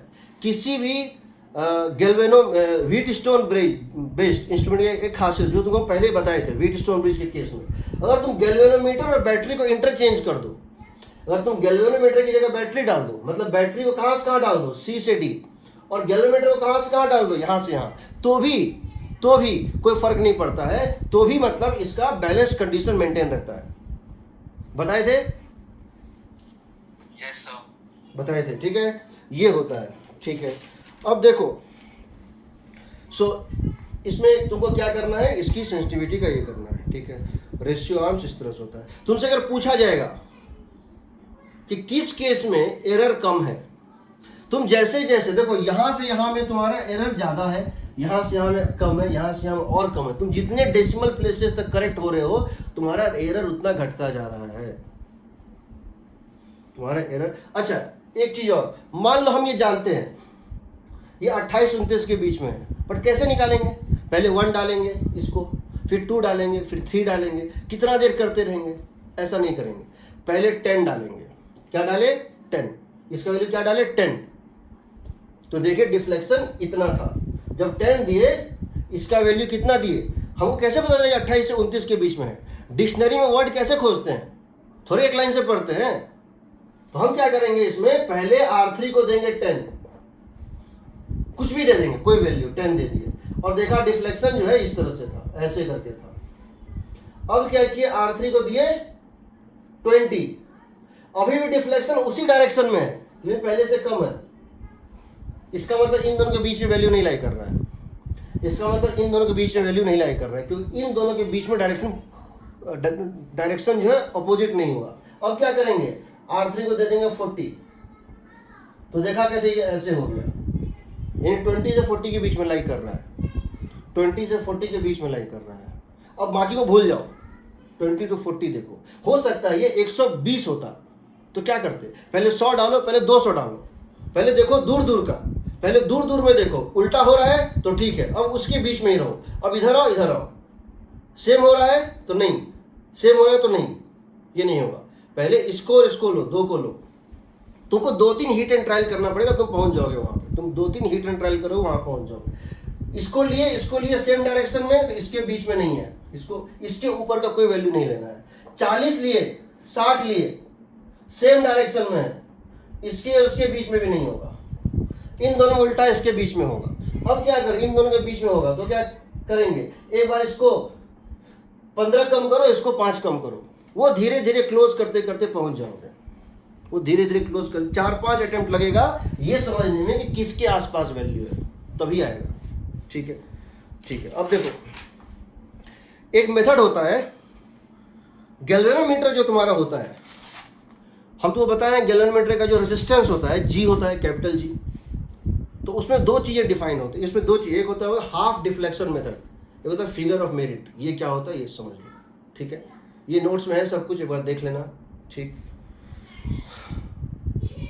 देखो, now we are coming to half deflection method and figure of merit. ये क्या होता है समझो।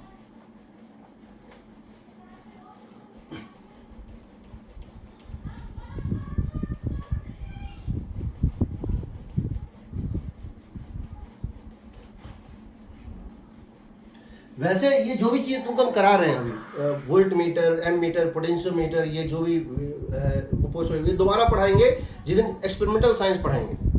जिस दिन एक्सपेरिमेंटल साइंस पढ़ाएंगे इसको फिर से पढ़ाएंगे कंप्लीट, तो उस दिन हम पूरा एक्सपेरिमेंट का जो साइंस होता है, प्रेसिशन क्या होता है, एक्यूरेसी क्या होता है, उनमें क्या स्लाइड डिफरेंस, सब बताएंगे उस दिन, सब कुछ बताएंगे।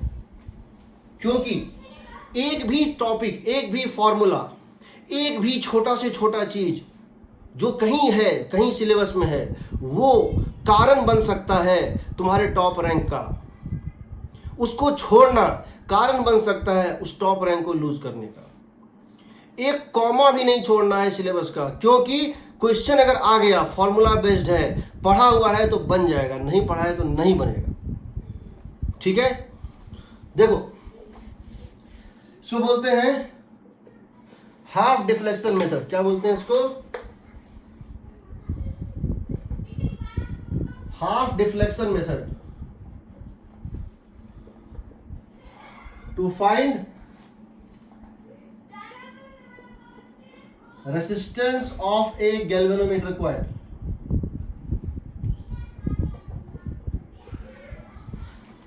अगर हमको एक गैल्वेनोमीटर किसी ने दे दिया है और कहा है बताओ इसके कॉइल का रेजिस्टेंस क्या है, जो हमने कहा था कैपिटल G, यानी कि तुम एक ऐसा क्वेश्चन एक्सपेक्ट कर सकते हो जिसमें कैपिटल G दिया नहीं है, जिसमें कैपिटल G दिया नहीं है। कैपिटल G निकालने के लिए कुछ और इंफॉर्मेशन दिया है जो हम तुमको यहाँ बताने जा रहे हैं। तो अगर तुमसे ये पूछा गया है कि find the half deflection method, जो है ये क्या होता है, to find capital G, capital G निकालने का तरीका होता है। उसको क्या करते हैं, देखो, हम यहाँ एक सर्किट इस तरह से लेते हैं, ये एक लेते हैं EMF E,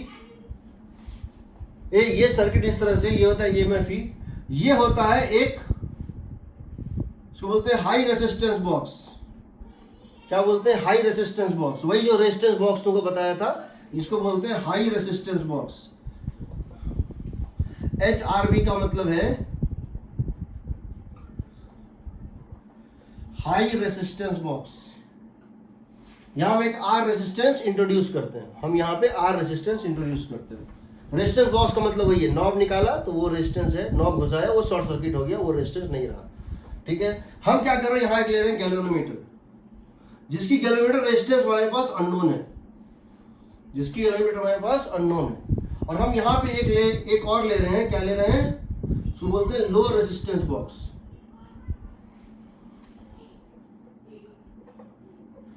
low resistance box, ठीक है, लो रेजिस्टेंस।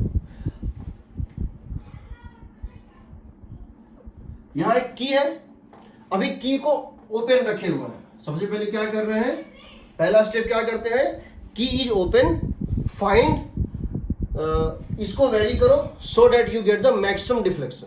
ठीक है, key is open, vary R, vary capital R to get, very capital R to get maximum deflection in galvanometer IG। ठीक है, करंट को वेरी करो और इस सुई को घूमने दो, घूमते घूमते लास्ट तक जब पहुंच जाए, एकदम लास्ट तक जब पहुंच जाए, इधर या इधर, वहां तक इसको लेके जाओ। इस सुई को घूम के सबसे लास्ट तक पहुंच गया तो क्या लिखोगे तुम, लिखोगे IG इज इक्वल टू, क्या लिखोगे, IG is equal to EMF by R plus G. इसको फर्स्ट इक्वेशन मान लो, इसको फर्स्ट इक्वेशन मान लो। अब क्या करो, अब इस स्विच को क्लोज कर दो, अब इस स्विच को क्लोज कर दो। जब स्विच को क्लोज करोगे यहां एक शंट रेजिस्टेंस S आ जाएगा, यहां क्या होगा, एक शंट रेजिस्टेंस S आ जाएगा। अब क्या करो, इस शंट रेजिस्टेंस S को वेरी करो ताकि इसमें डिफ्लेक्शन आधा हो जाए, जितना पहले हुआ था उसका हाफ हो जाए। ठीक है, so now question is, now इसका नोट्स हम अभी शेयर कर रहे हैं, हम मतलब क्लास के बाद। Now keeping R fixed, close the switch and various to get half deflection in galvanometer। यानी अब इसको इस तरह से वेरी करो कि इसके अंदर जो करंट जा रहा हो, पहले कितना जा रहा था जब ये ओपन था, जा रहा था IG, अब कितना होना चाहिए, IG/2। तो IG/2 कैसे निकालोगे बताओ, क्या लिख सकते हैं हम, IG/2 इज इक्वल टू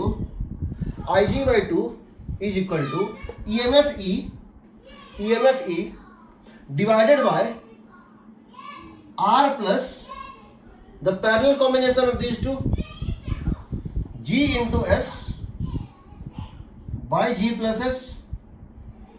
बताओ तो इसमें यहां से करंट क्या निकलेगा, यहां से करंट निकलेगा E by R plus S into G by S plus G into, यहां पर ये क्या होगा, दो रेशियो में डिवाइड हो जाएगा। यहां करंट क्या जाएगा बताओ, यहां करंट जाएगा S by S plus G, क्योंकि इनवर्स रेशियो में डिवाइड होगा। जो करंट यहां पे आएगा, ये है करंट I, ये है करंट I, और यहां पर आके ये करंट दो पार्ट में डिवाइड हो जाएगा, कुछ करंट इसमें जाएगा और कुछ करंट इसमें जाएगा।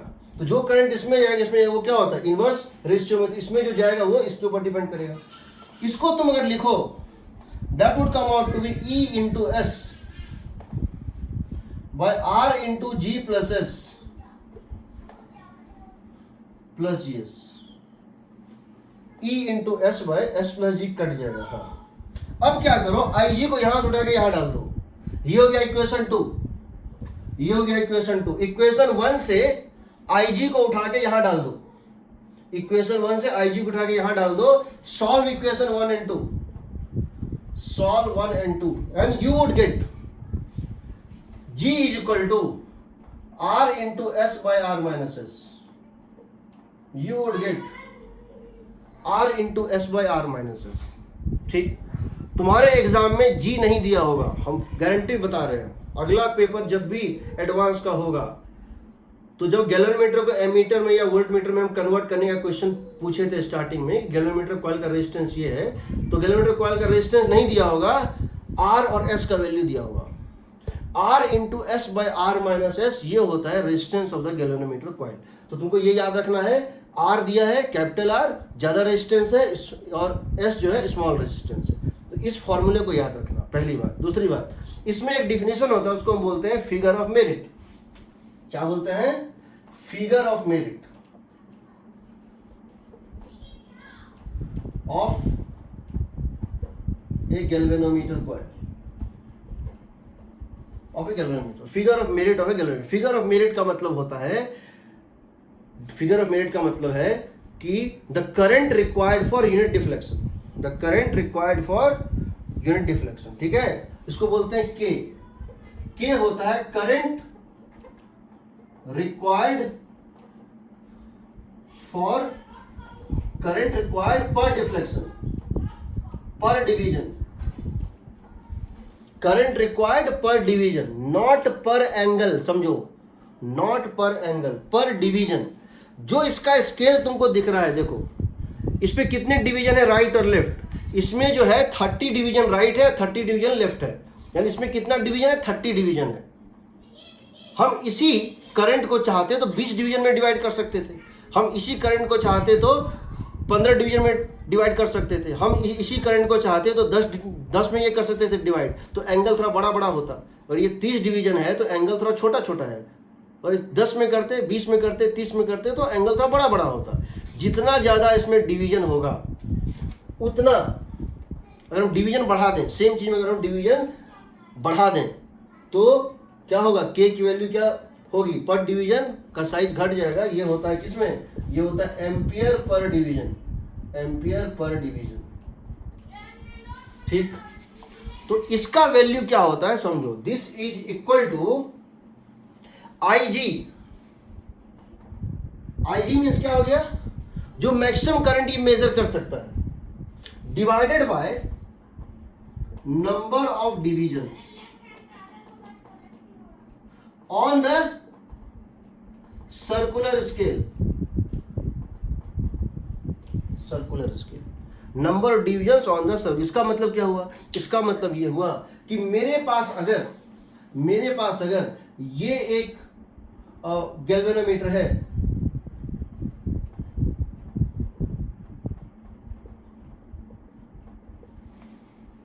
इसकी IG जो है, इस पे 0 से लेकर 1 2 3 और ये वाला 10 डिविजन्स है, 10 डिविजन्स, ये डिविजन्स है, करंट नहीं है, ठीक है। और हमको दिया हुआ है इसका पर division is equal to, 1 division is equal to 10 micro ampere. यहां देखो क्या लिखा हुआ है, 20 माइक्रो एम्पियर पर डिवीजन, यहां लिखा हुआ है 20 माइक्रो एम्पियर पर डिवीजन। इसका मतलब ये जो है 60 माइक्रो एम्पियर है, ये 30 माइक्रो एम्पियर नहीं है। एक डिवीजन का मतलब है 20 माइक्रो एम्पियर, एक डिवीजन का मतलब है 20 माइक्रो एम्पियर। तो मान लो इसका एक डिवीजन इतना है, दूसरा मेरे पास है, तो ये बताओ इसका फिगर ऑफ मेरिट क्या होगा, इसका फिगर ऑफ मेरिट क्या होगा, क्या कहेंगे, 10 माइक्रो एम्पियर, सीधे 10 माइक्रो एम्पियर। क्यों, फिगर ऑफ मेरिट जो है, फिगर ऑफ मेरिट क्या होता है, करंट रिक्वायर्ड फॉर 1 डिवीजन। तो ये यहां से यहां के डिवीजन, निडल को यहां से यहां घुमाने के लिए कितना करंट पास करना पड़ेगा, 10 माइक्रो एम्पियर। अगर हम इसी को करते क्या, अच्छा इसका रेंज कितना होगा वो बताओ, इसका रेंज या IG कितना होगा, 10 माइक्रो एम्पियर पर डिवीजन है, और कितना डिवीजन है, 10 डिवीजन है, तो कितना हो जाएगा 100 माइक्रो एम्पियर, ये होगा इसका IG। अब इसी को हम चेंज कर दें, इसी को हम चेंज कर दें, हम क्या करें,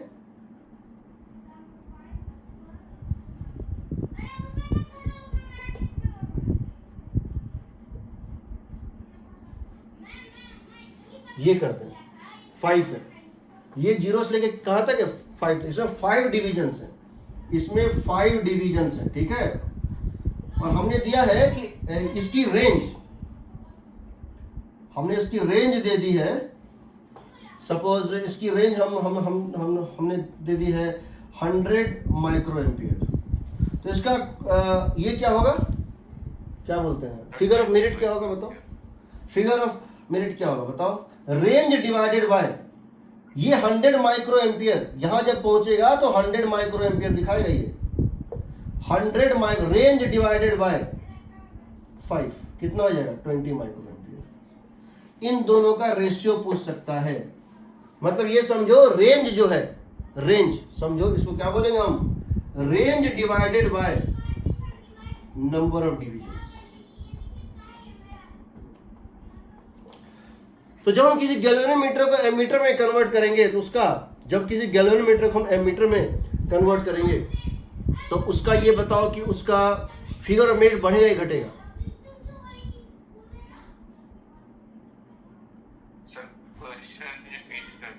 अगर हम किसी गैल्वेनोमीटर को एमीटर में कन्वर्ट करेंगे, अगर हम किसी गैल्वेनोमीटर को एमीटर में कन्वर्ट करेंगे तो उसका फिगर ऑफ मेरिट बढ़ेगा कि घटेगा? बढ़ेगा। क्यों? रेंज बढ़ गया, नंबर ऑफ डिवीजन सेम है। रेंज बढ़ गया, एमीटर मतलब क्या होता है, रेंज बढ़ गया, नंबर ऑफ डिवीजन सेम है। तो याद रखना, अगर फिगर ऑफ मेरिट से क्वेश्चन आ गया तो तुमको सिर्फ एक चीज पता होना चाहिए कि फिगर ऑफ मेरिट का मतलब क्या होता है, बाकी तुम बना लोगे। इसका मतलब होता है range by number of divisions, बस रेंज बाय नंबर, रेंज बढ़ाओगे फिगर ऑफ मेरिट बढ़ जाएगा। ठीक। दूसरा R × S/R - S, ठीक है। मैंने सब कुछ जो